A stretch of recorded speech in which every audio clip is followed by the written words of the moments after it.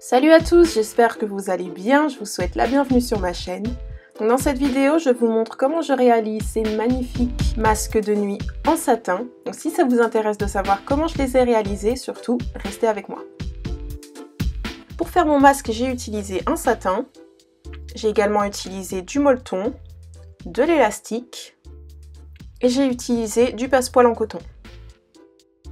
Donc voici à quoi ressemble le patronage de mon masque. Il fait 19 cm au plus large, il fait 7 cm au milieu et 8,5 cm pour la hauteur des yeux. J'ai fait également une petite toile pour être sûre des mesures et de la forme que je souhaitais utiliser. Et si vous souhaitez, le patronage est dispo dans la barre de description. J'ai coupé mon masque 2 fois dans le satin. J'ai également coupé une bande de 50 cm de long et de 5 cm de hauteur. Et j'ai coupé un carré de molleton un peu plus grand que mon masque. Et c'est avec le molleton que je vais commencer. Et je vais venir placer un des morceaux en satin dessus avec l'endroit face à moi. Et je vais effectuer une surpiqûre à environ 2 mm du bord pour plaquer mon masque sur le molleton. Et voici ce que ça donne. Je peux ensuite me débarrasser de l'excès de molleton tout autour. Je peux maintenant laisser cet élément de côté et prendre ma bande en satin. La hauteur de ma bande fait 5 cm, ce qui correspond à 2 fois la hauteur de mon élastique, plus 1 cm de valeur de couture en haut et en bas. Et je vais donc plier cette bande en deux dans la hauteur et piquer à 1 cm du bord. Et voici à quoi ça ressemble. Je vais maintenant le retourner sur l'endroit.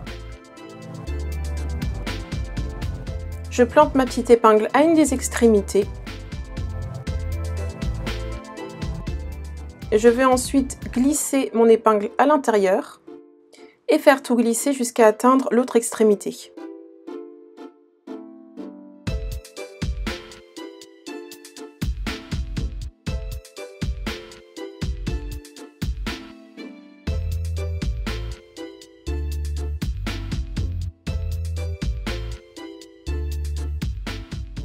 Et voici à quoi ressemble ma bande. Je vais maintenant pouvoir insérer mon élastique à l'intérieur. Et voici à quoi ressemble mon élastique, j'ai coupé 35 cm. Pour le glisser à l'intérieur, je vais à nouveau utiliser une épingle à nourrice que je mets à l'extrémité de mon élastique et je vais venir le glisser à l'intérieur de ma bande.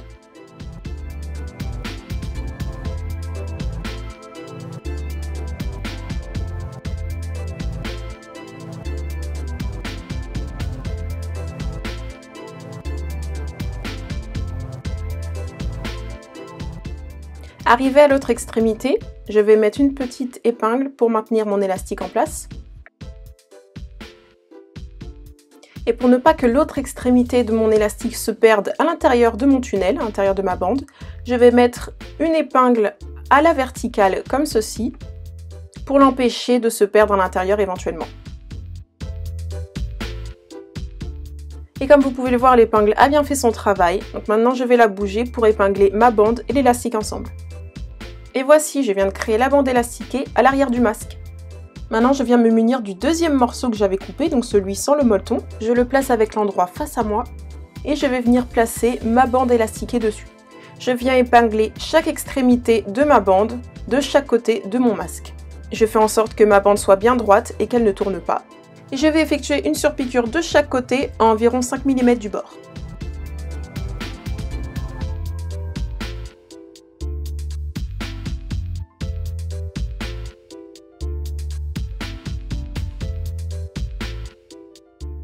Ma bande est bien en place, maintenant je vais prendre mon passepoil que je vais épingler tout autour de mon masque. La partie en relief de mon passepoil, donc la partie en fait où se trouve le cordon, doit se trouver vers l'intérieur de mon masque.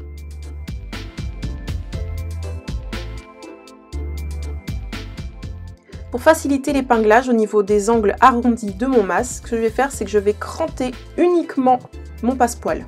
Je crante délicatement sans couper mon passepoil en deux. Je crante au niveau des arrondis 3 ou 4 fois, histoire que ça se pose plus facilement. Donc je continue d'épingler et je fais exactement la même chose aux autres angles arrondis si besoin.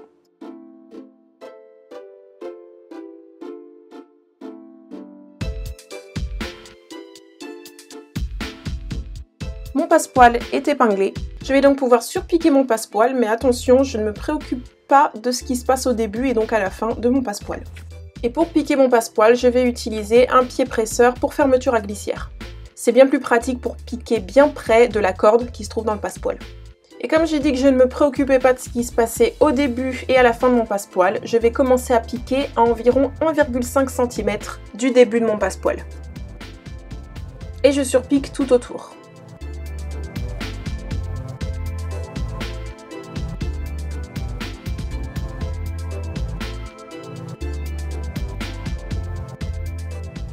J'ai quasiment fini de coudre mon passepoil, mais je m'arrête bien quelques centimètres avant la fin, comme j'ai fait pour le début.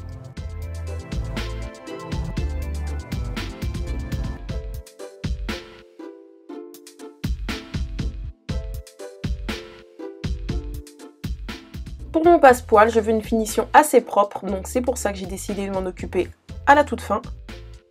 Donc les deux passepoils doivent se chevaucher et dépasser un petit peu, mais sur cette partie on a trop, donc je vais en retirer. Et ensuite, je vais faire en sorte que le passepoil soit plus ou moins continu. Donc je vais prendre l'extrémité du passepoil qui dépasse le plus et je vais découdre les fils. De cette manière, je vais pouvoir accéder au petit cordon qui se trouve à l'intérieur. Et ce que je veux faire, c'est faire en sorte que les cordons se retrouvent pile l'un en face de l'autre. J'ai mesuré ce dont j'avais besoin, je retire ce dont j'ai plus besoin. Et il me reste évidemment toute la partie en tissu, donc que je vais venir plier sur environ 1 cm et je vais venir enrouler, je vais envelopper l'autre extrémité du passepoil. Je fais quelques ajustements pour que tout se place bien et je mets une épingle. Et je peux ensuite terminer ma couture.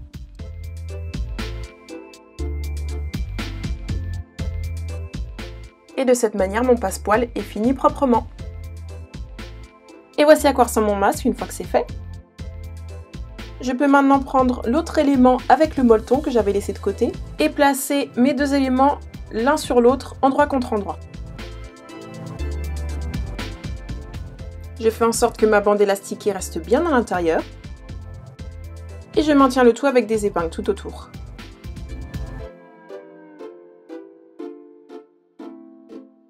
Je peux ensuite tout assembler à la machine en piquant au plus près de mon passepoil. Et je n'oublie pas de laisser une petite ouverture de quelques centimètres pour pouvoir retourner mon masque dans le bon sens. Je garde le même pied presseur car je vais continuer de piquer le long de mon passepoil. Cette fois-ci, il ne se voit pas, mais il est bien là. Donc je vais mettre de mes doigts et de ma paire de ciseaux pour pouvoir piquer au plus près.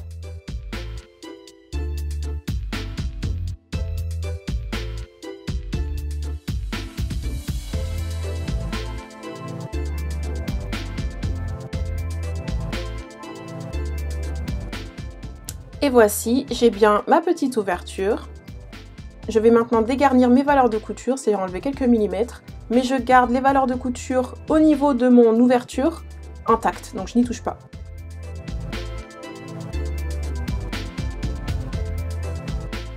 Une fois que c'est fait, je peux retourner mon masque sur l'endroit.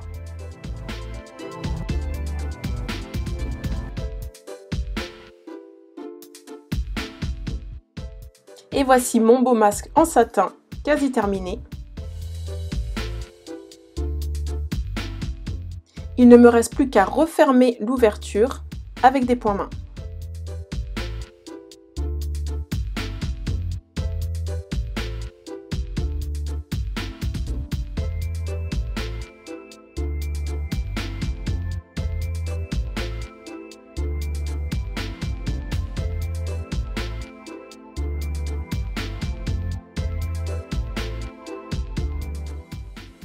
Et mon beau masque est terminé. J'ai décidé d'en faire un autre en noir et de rajouter un petit détail sympa. Donc là, je m'occupe principalement du détail. J'ai découpé une bande d'environ 8 cm de hauteur et 1 mètre de longueur. Donc ce que je fais, c'est que je vais commencer par fermer ma bande, donc coudre les extrémités à 1 cm du bord. Et donc voici à quoi ça ressemble. Et je vais ensuite plier ma bande en deux comme ceci et effectuer une surpiqûre à 2 mm du bord.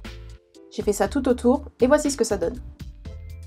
Et sur le bord opposé, je vais venir coudre 2 fils de fronce parallèles.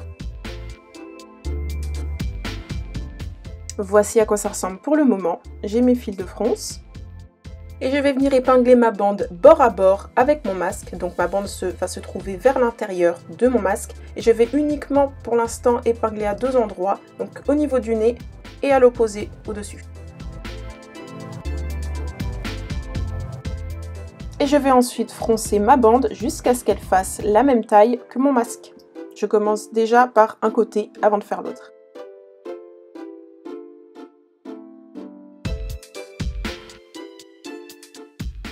Et j'épingle ma bande au fur et à mesure lorsque je suis satisfaite de mes fronces et que j'atteins la bonne longueur.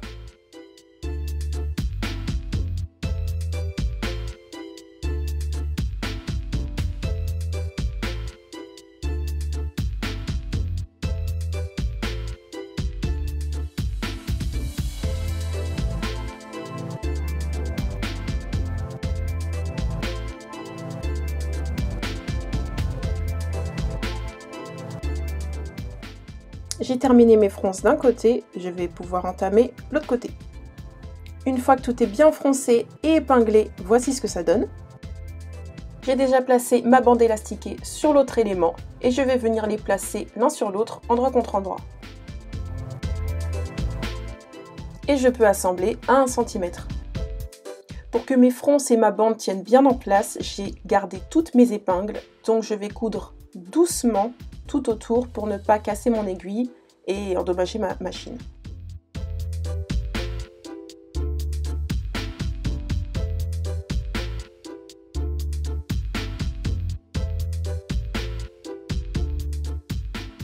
J'ai failli oublier de garder une petite ouverture. Une fois que c'est fait, je peux retirer toutes mes épingles.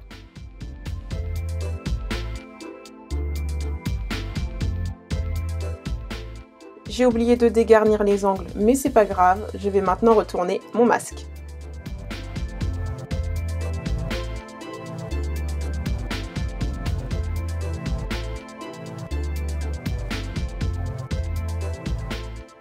Et voici à quoi il ressemble, sympa non? Il ne me reste plus qu'à refermer l'ouverture à la main, donc cette fois-ci des 2 côtés.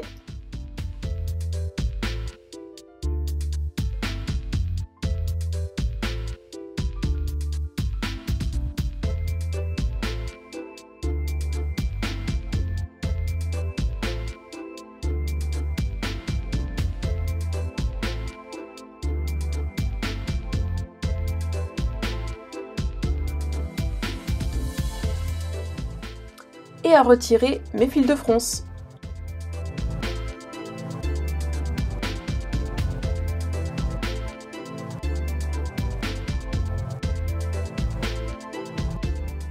Et voici le résultat.